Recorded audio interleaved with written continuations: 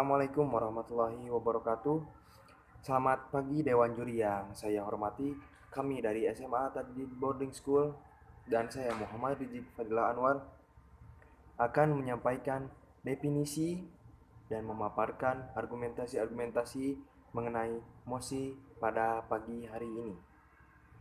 Baik, sebelum saya masuk pada pemaparan argumentasi, izinkan saya untuk melimitasi mosi pada pagi hari ini. Saya melimitasi hanya untuk negara-negara korupsi tertinggi. Saya tekankan lagi, saya hanya melimitasi kepada negara-negara korupsi dengan tingkat yang sangat tinggi, yaitu Somalia.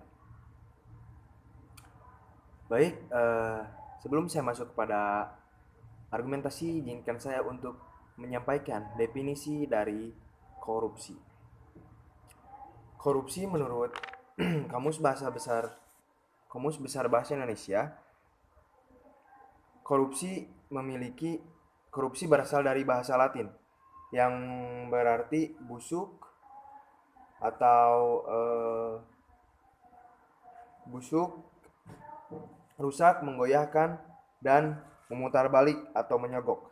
Adalah tindakan pejabat, baik politisi maupun pegawai negeri, yang terlibat dalam tindakan tersebut secara tidak wajar dan tidak lagi menyalahgunakan kepercayaan publik yang dikuasakan kepada mereka untuk mendapatkan keuntungan sepihak. Baik, masuk kepada argumentasi. Kandungan substansi yang tertuang dalam ketentuan pasal 1 ayat 1 Undang-Undang Nomor 20 Tahun 2003 tentang Sistem Pendidikan Nasional menyebutkan dengan jelas bahwa penyelenggaraan pendidikan didasarkan pada orientasi dimensi, nilai spiritual keagamaan, serta budaya nasional, responsif terhadap tuntunan dan tantangan perubahan zaman yang berkembang demikian cepat. Mahasiswa hari ini adalah pemimpin masa depan. Mereka akan berperan pada berbagai sektor kehidupan. Etika akademik mahasiswa menjadi hal yang penting untuk diatasi dengan alasan pertama, karena keyakinan yang mereka anut akan mempengaruhi nilai etika dalam berbagai aspek pekerjaan atau aspek kehidupan. Kedua, dalam berbagai lapangan pekerjaan. Persepsi mahasiswa terhadap nilai etika akan mempengaruhi tindakan mereka nantinya. Untuk persoalan integritas akademik menjadi penting untuk dibahas. Integritas akademik pada dasarnya adalah bahwa seluruh hasil karya ilmiah adalah pekerjaan orisinil mahasiswa, serta memberikan penghargaan terhadap seluruh sumber pustaka yang digunakan. Pasalnya, indeks yang diterapkan untuk jalur seleksi nasional masuk perguruan tinggi itu pupuk yang bakal merawat moral anti korupsi. Penggunaan indeks kejujuran sekolah tingkat menengah atas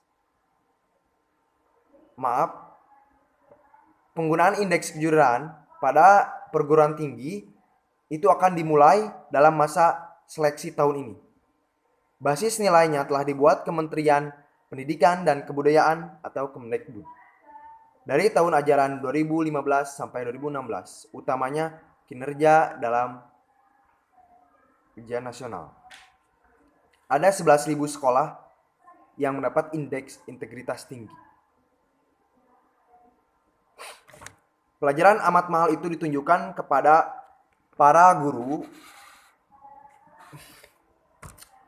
siswa dan orang tua agar mereka bisa memahami dan terbiasa pentingnya kejujuran dalam hal apapun itu. Nah, maka dari itu, bukan hanya satu, melainkan banyak pemimpin dengan beragam gelar dari sekolah terhormat tanpa malu menjadi garong duit rakyat. Bahkan filsuf Socrates sendiri mengatakan kebajikan tidak bisa diajarkan. Namun dunia ini tidak habis pula menghidupkan optimisme. Intinya,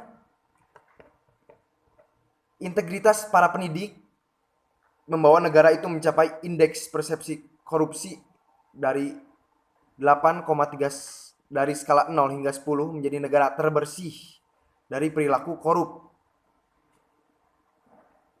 Nah, saya simpulkan dari argumentasi saya bahwa indeks kejujuran dan indeks kejujuran dan indeks integritas sekolah itu sangat penting diterapkan pada negara-negara dengan tingkat korupsi yang tinggi agar para mahasiswa itu memimpin, karena yang saya tadi sebutkan bahwa mahasiswa sekarang adalah pemimpin masa depan. Jadi mereka harus dididik dengan adanya indeks kejujuran dan indeks integritas sekolah, sehingga ciptakannya para mahasiswa dengan kejujuran yang sangat tinggi, sehingga negara tersebut bisa terlepas dari kata negara korupsi tertinggi. Baik, sekian yang saya dapat sampaikan. Mohon maaf bila ada tutur kata yang salah. Wassalamualaikum warahmatullahi wabarakatuh.